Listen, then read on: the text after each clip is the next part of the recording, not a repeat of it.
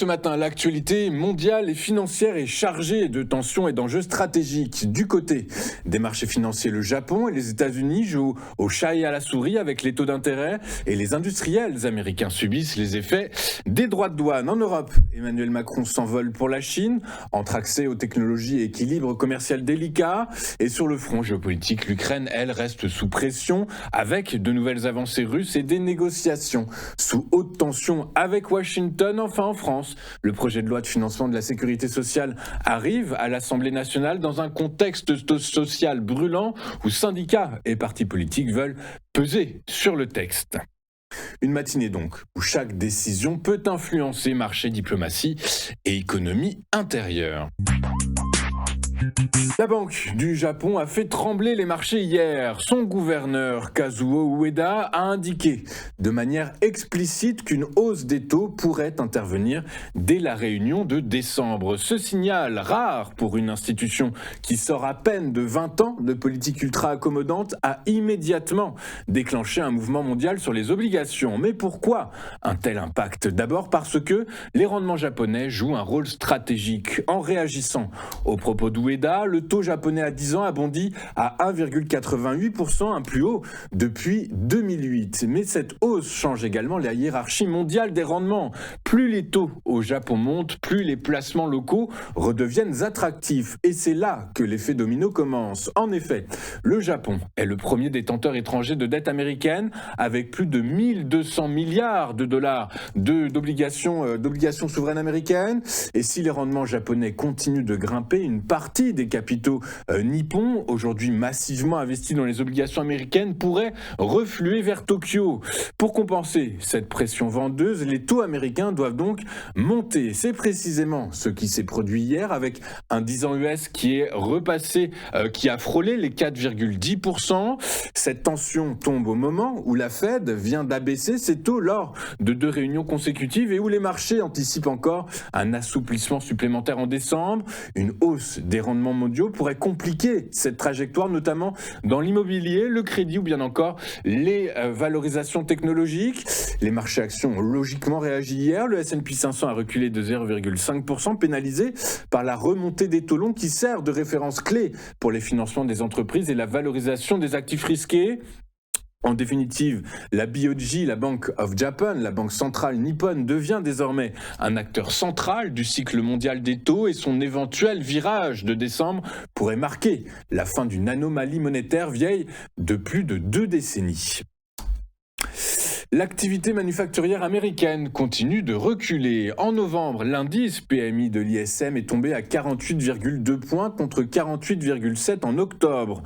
Autrement dit, l'industrie américaine reste clairement en zone de contraction. Et surtout, les fabricants pointent tous dans la même direction, les droits de douane imposés par Donald Trump. En effet, ces tarifs ont renchéri le coût des matières premières importées et concrètement, cela signifie que les entreprises produisent plus cher tout en ayant plus de mal à répercuter ces hausses sur leurs clients. C'est un véritable choc d'offres qui pèse directement sur les marges et freine ainsi la production. À cela s'ajoute une forte incertitude car les niveaux de droits de douane ont changé plusieurs fois cette année et pour compliquer encore la situation, la Cour suprême américaine pourrait invalider une partie de ces mesures. Et résultat, de nombreuses entreprises préfèrent attendre, réduire leurs embauches et limiter leurs investissements. Selon l'ISM, 67% des industriels gèrent leurs effectifs plutôt que d'embaucher. Par ailleurs, plusieurs secteurs souffrent particulièrement, l'habillement, le textile, le papier, la chimie et surtout les équipements de transport. Dans ce dernier secteur, certains fabricants envisagent même de délocaliser pour contourner le renchérissement des coûts, un paradoxe pour une politique censée favoriser la production américaine. En parallèle, l'indice PMI de S&P Global lui reste au-dessus de 50 puisqu'il a été mesuré à 52,2 points, ce qui montre une activité légèrement positive. Toutefois, notez que les stocks d'invendus augmentent fortement, signe que la demande ralentit. Pour les experts, une reprise modeste pourrait émerger au premier semestre portée par un desserrement tarifaire et des conditions financières plus accommodantes.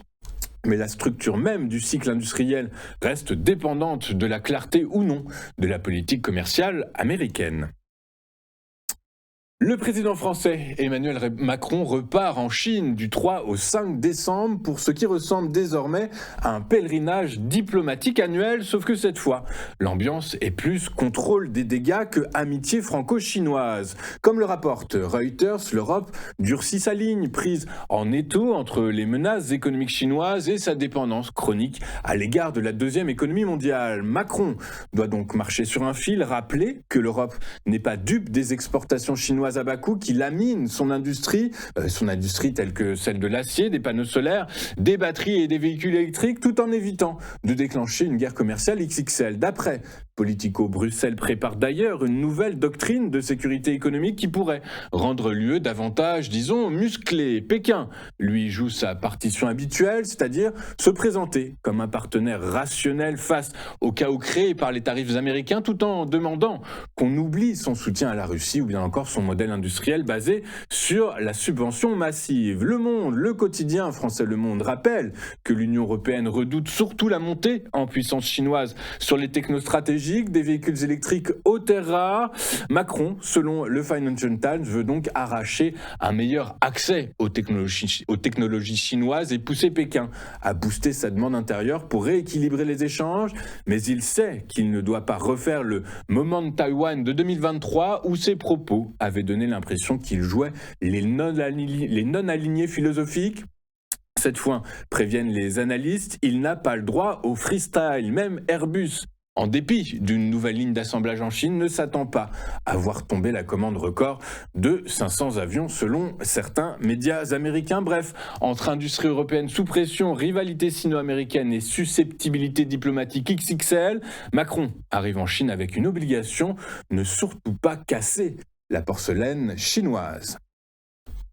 La dynamique diplomatique autour du conflit ukrainien s'intensifie tandis que Moscou affiche de nouveaux gains territoriaux. L'annonce de la rencontre entre Vladimir Poutine et l'envoyé spécial de Donald Trump, Steve Witkoff, suscite déjà des préoccupations à Bruxelles. Plusieurs capitales européennes redoutent en effet qu'un canal parallèle de négociations fragilise la position ukrainienne au moment où des pressions s'exercent pour accepter des concessions sur le terrain. Ces inquiétudes s'amplifient à la lumière de la situation militaire. La Russie a revendiqué hier soir la prise de Pokrovsk, un nœud logistique majeur dans l'est du pays, ainsi que celle de Vovchansk dans le nord-est du pays. Selon le Kremlin, le chef d'état-major Valery Gerasimov a informé Vladimir Poutine de ses avancées, illustrées par une vidéo montrant des soldats russes hissant leur drapeau sur la place centrale de Pokrovsk. La chute de cette ville, peuplée de près de 60 000 habitants avant la guerre, est stratégique puisque située au carrefour de plusieurs routes et voies ferrées, elle assurait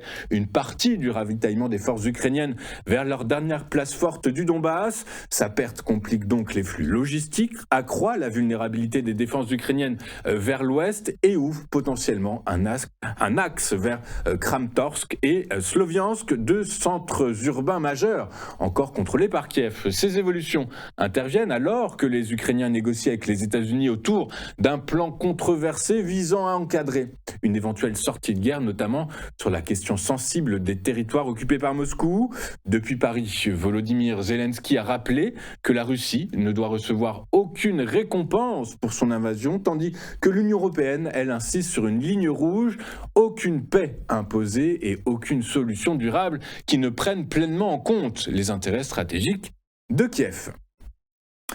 La séquence budgétaire entre dans une phase décisive en France avec le retour ce mardi matin à l'Assemblée nationale du projet de loi de financement de la sécurité sociale. Les députés examineront en effet en nouvelle lecture un texte profondément remanié par le Sénat, notamment sur un point hautement symbolique.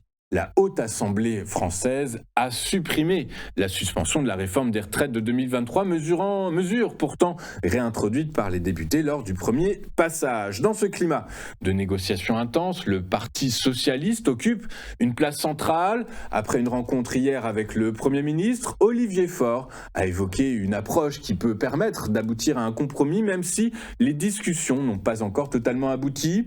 Pour l'exécutif, le soutien socialiste reste déterminant pour éviter un blocage institutionnel sur l'un des textes les plus structurants de l'année. Parallèlement, la rue entend peser sur le calendrier parlementaire. La CGT, la FSU et Solidaire ont appelé à une journée de mobilisation contre la politique économique du gouvernement, réclamant davantage de justice sociale et fiscale. Des perturbations sont donc attendues dans les transports, l'éducation et plusieurs services publics. La presse française, elle, souligne de son côté ce mardi matin l'équilibre précaire dans lequel évolue l'exécutif. Libération décrit Sébastien Lecornu contraint de reprendre son numéro d'équilibriste entre une gauche réticente et une droite inflexible. Le journal Le Parisien insiste, lui, sur des socialistes en position centrale, tandis que l'Humanité dénonce les perspectives austéritaires du budget 2026. Quant au Figaro, lui, il évoque une voie étroite pour le Premier ministre. Pardon. Au Palais Bourbon, près de 1000 amendements restent donc à discuter jusqu'à dimanche prochain, avant un vote crucial le 9 décembre. Rejeter la partie recette ferait tomber tout le texte, ouvrant une semaine à haut risque pour le gouvernement à l'approche de l'examen du budget de l'État. Regardons désormais ce à quoi les investisseurs seront attentifs aujourd'hui et globalement, peu de choses à se mettre sous la dent.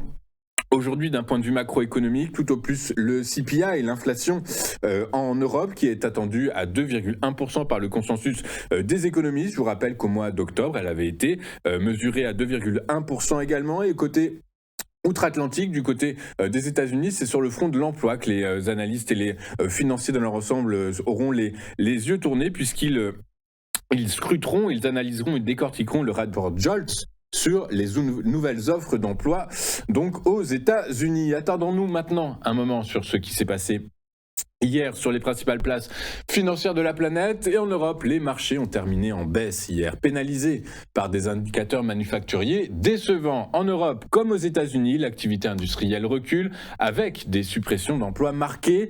Les investisseurs attendent désormais les propos du président de la Réserve fédérale américaine, Jerome Powell, avant la prochaine réunion des 9 et 10 décembre prochains, puisqu'il table désormais sur une probabilité élevée d'une poursuite de l'assouplissement monétaire américain. Sur le plan géopolitique, Emmanuel Macron a rappelé que toute négociation sur les garanties de sécurité en Ukraine devrait impliquer Kiev et ses alliés européens, alors que le plan de paix reste, lui, complètement incertain. Dans ce contexte, le CAC 40 a perdu 0,32%, le DAX a cédé 1% et le FTSE s'est déprécié de 0,18%. À Wall Street, les principaux indices actions ont fini la journée en baisse. Les prises de bénéfices suivent un fort rebond la semaine dernière, tandis que les droits de douane freinent la production. Les investisseurs misent désormais sur une probabilité de 85% d'une baisse des taux de la Réserve fédérale américaine lors de sa prochaine réunion. Les actions crypto et certaines valeurs pharmaceutiques comme Moderna, dont le titre a perdu 7% hier, ont particulièrement souffert,